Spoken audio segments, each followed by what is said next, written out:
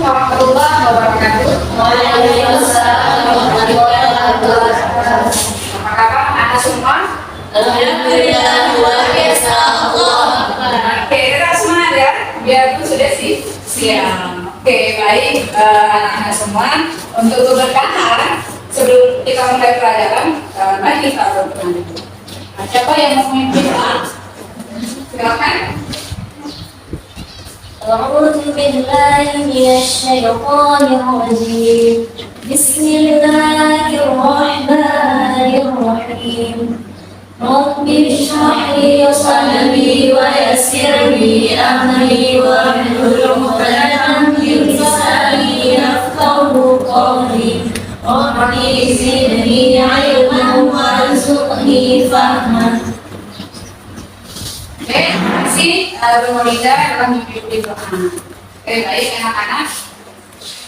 Sebelum kita mulai materi kita kali ini, minggu yang lalu kita telah membahas materi tentang apa?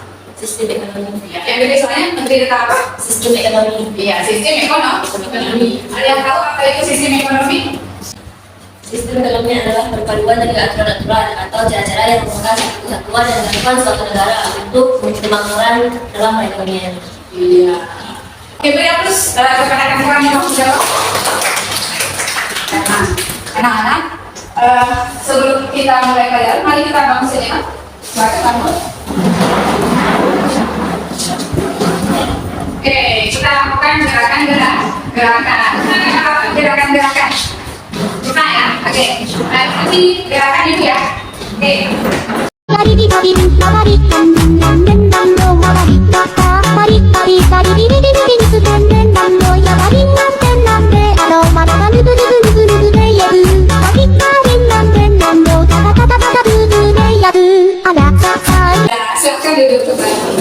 Tujuan pembelajaran setelah mengikuti proses pembelajaran dengan model PBL atau Public Learning, peserta didik diharapkan dapat mendeskripsikan macam-macam kegiatan ekonomi, merancang model diagram interaksi antar pelaku ekonomi atau disebut dengan flow diagram dalam kegiatan ekonomi dengan tepat melalui media tulisan, serta memiliki sikap religius, nasionalis, mandiri, gotong royong, integritas, dan moderasi beragama.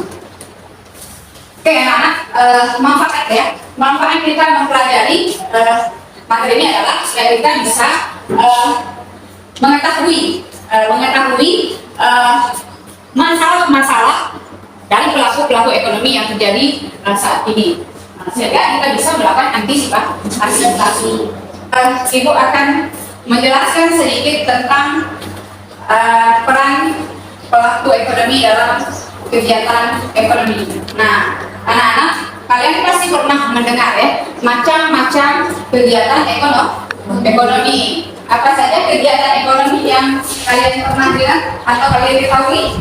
Kegiatan produksi, distribusi, dan Ya, yang pertama adalah kegiatan produksi, yang kedua distribusi, yang ketiga konsumsi. Ya, kegiatan konsumsi. Ada yang tahu apa itu kegiatan produksi? Produksi adalah konsumsi. Coba yang dari soalnya, Kegiatan produksi adalah kegiatan untuk menghasilkan suatu produk atau barang. iya, kegiatan menghasilkan atau menciptakan atau menambah nilai guna suatu benda sehingga bermanfaat untuk memenuhi kebutuhan. Nah, produksi itu ada produksi barang, kemudian ada produksi jasa. Produksi barang dibagi dua. Yang pertama ada barang modal, kemudian ada barang konsumsi. Nah, ada yang digambar. Yang mana yang barang konsumsi? Yang A atau D? Ada apa di situ? Ada sayur, ya. Dan ada makanan. Nah, kayu gelondongan. Ya. Kayu gelondongan biasanya dibuat untuk apa? Iya, untuk mebel, meja kursi dan sebagainya. Kedua, kegiatan yang kedua apa tadi ya?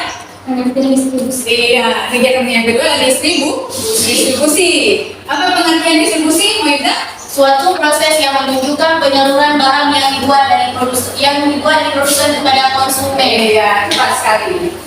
Nah, yang ketiga, kegiatan lebih. Kegiatan konsumsi. Nah, apa itu kegiatan konsumsi? Tindakan manusia untuk menghabiskan atau mengurangi kegunaan suatu benda, baik secara langsung atau tidak langsung pada penguasaan terakhir dari kebutuhannya. Iya, itu yang dinamakan dengan konsumsi. Ada gambar ya di sini ya. Ada gambar satu keluarga sedang menikmati makan siang atau makan malam. Oke, sekarang pokoknya Ibu akan berikan kelompok. Tadi sudah diatur nama kelompoknya. Silakan bergabung ke kelompok masing-masing. Silakan kamu bergabung ke kelompok masing-masing.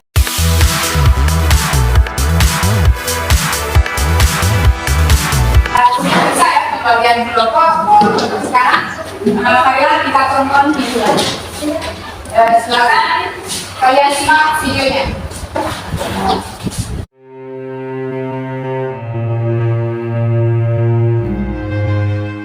Pelaku industri tekstil dan produk tekstil nasional harus menerima imbas pemutusan hubungan kerja atau PHK akibat penurunan utilisasi di industri tersebut. Akademisi Universitas Padjadjaran Ferry Hadianto mengungkapkan sejumlah tantangan yang tengah dihadapi industri TPT, baik dari kondisi pasar global maupun nasional yang terus menekan. Kalau negara lain hanya pusing akibat masalah global, kalau kita selain global, lokal juga masalah, kata Ferry dalam konferensi pers Badai PHK di industri TPT, produsen minta pemerintah turun tangan. Rabu 2 November 2022. Ferry menyebutkan secara nasional tantangan yang dihadapi para pelaku usaha yaitu upah minimum yang menjadi beban, inflasi, dan keterbukaan impor melalui marketplace yang masih belum ada jalan keluar. Terkait keterbukaan impor, dia mencontohkan impor jaket atau sepatu dari China lewat marketplace harganya lebih murah dibandingkan dengan harga di mall. Adapun faktor global yang dirasakan merupakan imbas dari perang Rusia-Ukraina yang membuat pasar ekspor tertekan, di mana rantai pasok dan musim dingin menjadi faktor penentu dalam jangka pendek. Di kondisi saat ini, negara di Eropa dan Amerika Serikat akan mementingkan belanja pangan dan energi, tuturnya. Ketua Umum Perkumpulan Pengusaha Produk Tekstil Jawa Barat PPT-PJB, Yan Mei mengungkapkan, sebanyak 64.000 lebih pekerja dari 124 perusahaan terkena PHK per Oktober 2022. Dia juga menyebut, berdasarkan laporan yang diterima dari 14 kabupaten atau kota di Jawa Barat, sebanyak 18 perusahaan tutup. Angka tersebut diperkirakan masih bakal terus bertambah, mengingat kondisi kinerja tekstil yang kian menurun. Kementerian Keuangan bersama dengan kementerian atau lembaga lainnya akan melakukan pengawasan menyusul PHK besar-besaran yang terjadi di berbagai sektor terutama tekstil. Hal tersebut disampaikan Menteri Keuangan Sri Mulyani Indrawati dalam konferensi pers Komite Stabilitas Sistem Keuangan atau KSSK Kamis 3 November 2022.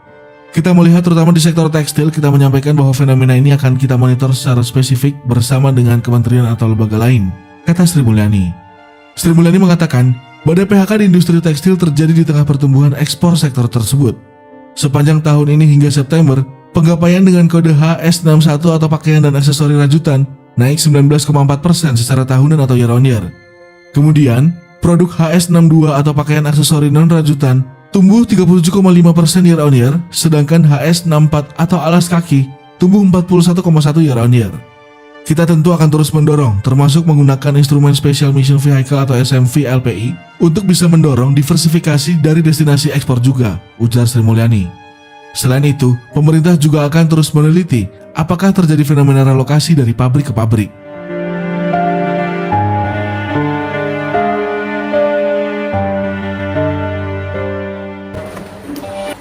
Oke, videonya sudah ditonton ya kan, sudah dicermati.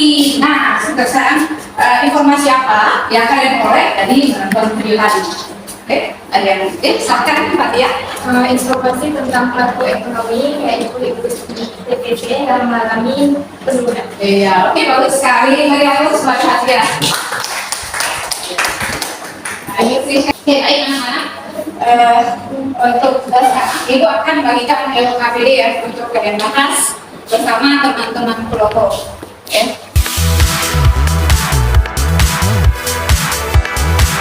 Di sini Ibu nanti akan menilai ya, ada 3 penilaian yang dinilai. Yang pertama penilaian sikap, nah ya. Yang kedua penilaian pengetahuan. Nanti ada soal pilihan ganda yang Ibu buat di Google Formulir, nanti akan kalian jawab, itu ada 5 soal. Kemudian ada lagi penilaian dan rapi, jadi silakan berdiskusi dengan teman-teman kelompoknya.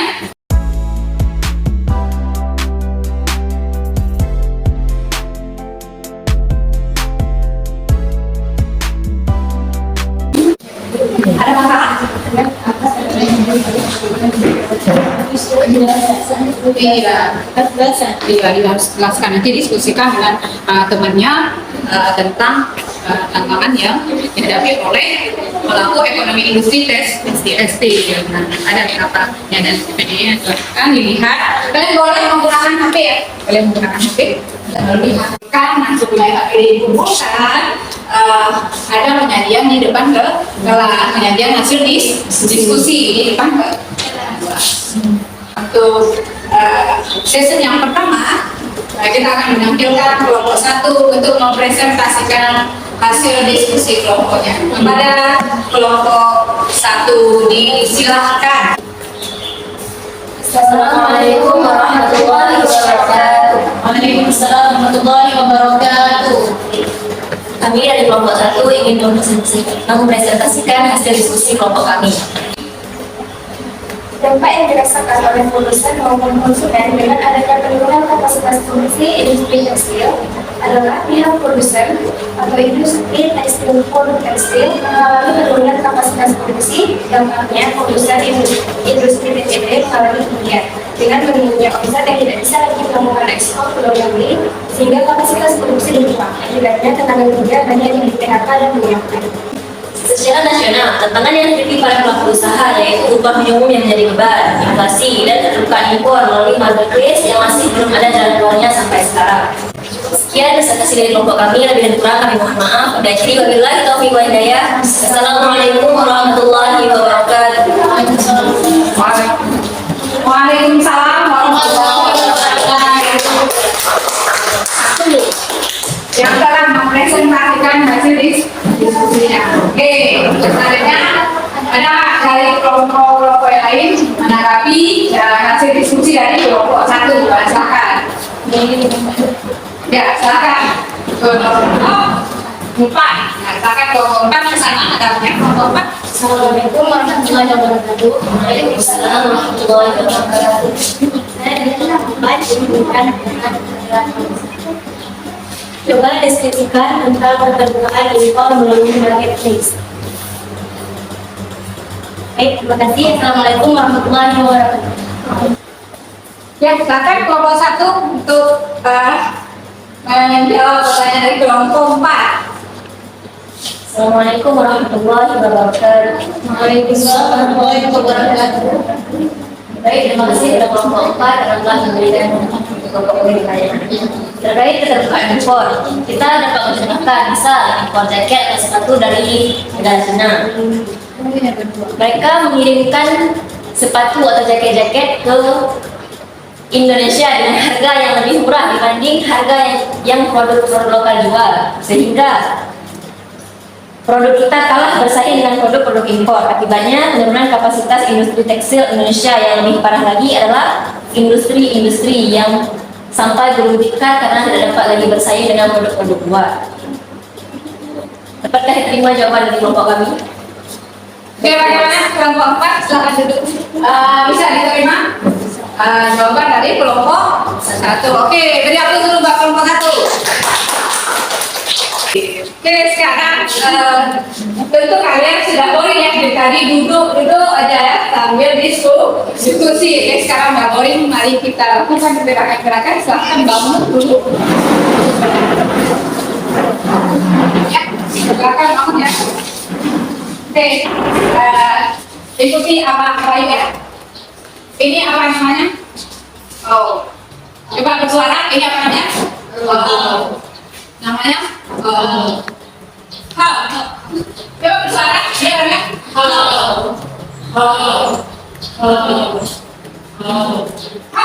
Oke, sekali. Ini apa namanya?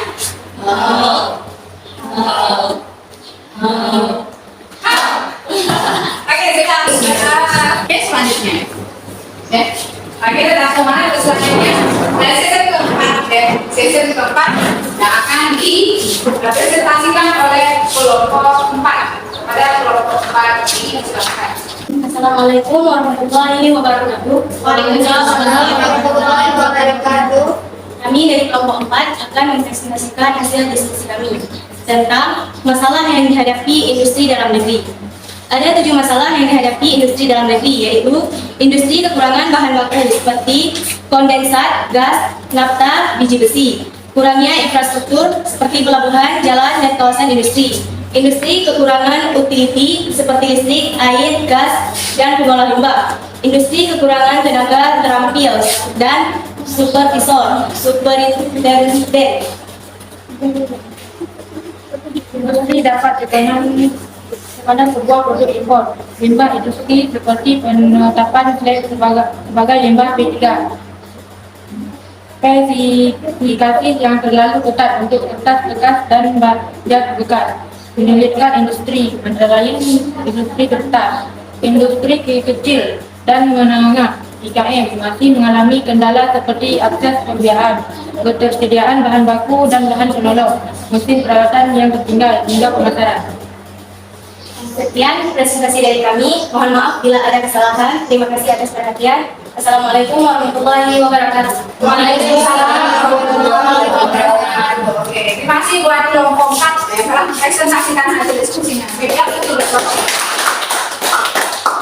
Oke, sekarang tambahkan dari kelompok lain hasil presentasi kelompok 4. Nah, kepada kelompok lain silahkan menanggapi hasil diskusi mereka. Oke, silakan. Kelompok mana? Ayo, kelompok 1 silakan. Kelompok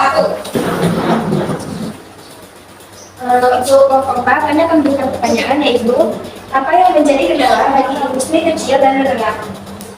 Ya. Terima kasih. Assalamualaikum warahmatullahi wabarakatuh. Terima kasih kepada kelompok 1 telah memberikan pertanyaan. Jawabannya adalah kendala yang dialami industri kecil menengah, yaitu akses pembiayaan, ketersediaan bahan baku dan bahan penolong, mesin peralatan yang tertinggal hingga pemasaran. Terima kasih. Assalamualaikum warahmatullahi wabarakatuh. Waalaikumsalam. Oke, bagaimana kelompok 1? Jawaban dari kelompok 4 ya, bisa diterima? Pasti dia masih buat kelompok 4. Oke, demikian ya. Semuanya sudah mempresentasikan hasil diskusi kelompoknya. Nah, sekarang LKPD-nya dikumpulkan. Nah, di LKPD itu ibu juga akan menilai ya. Nah, silakan dikumpulkan LKPD-nya.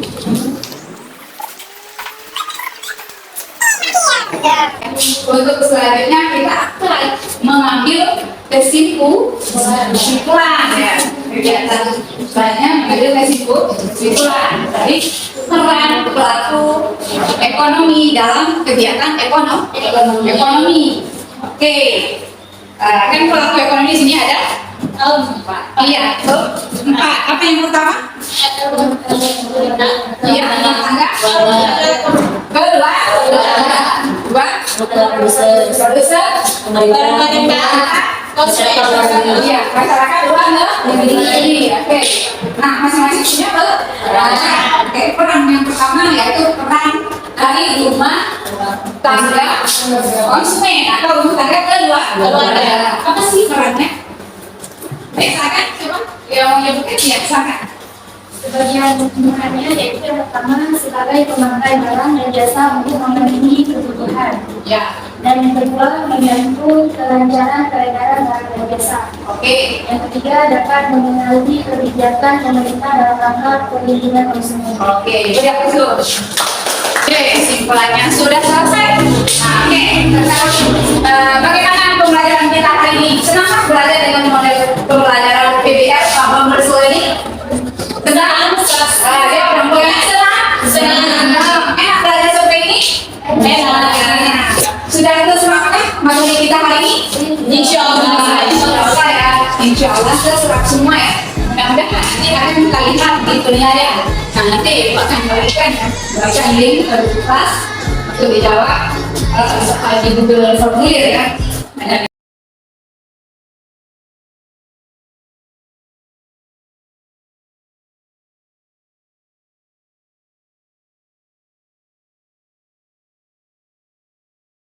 Udah masuk nih, terima ibu. Alhamdulillah ya, lulus semua angkanya. Lulus semua ya, lulus semua. Berarti kalian sudah menyerap ya materi hari ini dengan baik. Oke, untuk menambah pengetahuan dan wawasan, kalian boleh membaca buku ya, baik itu buku yang disediakan di perpustakaan, yaitu buku ESIS karena LS, buku kelas 1. Kemudian kalian boleh mencari informasi-informasi tentang peran pelaku ekonomi di media sosial, di internet dan sebagainya. Untuk materi selanjutnya, minggu depan kita akan membahas tentang teori perilaku konsumen. Oke, untuk pembelajaran kita hari ini sudah berakhir. Oke, sudah selesai. Demikian untuk hari ini. Akhir kata kita ucapkan alhamdulillah.